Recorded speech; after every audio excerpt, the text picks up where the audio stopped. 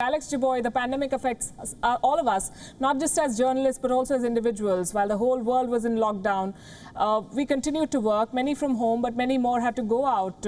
And then we return to our family, our children. There's a constant sense of guilt of what we may be exposing them to. What has been your message to the newsroom, and how has your team been coping, and how have you been coping personally?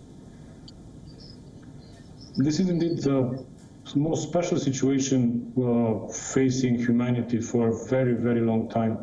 And you might have heard, you might know, the expression frontline workers, and that's referring, of course, to doctors and nurses and everybody who's battling the virus directly. But I think also journalists, which now have to do practically or almost the same thing, can also be called frontline workers. Journalists who would go out on the field and gather news and report on events, which, as a predecessor of mine was speaking, they practically are living the news they are transmitting. It's like a war zone.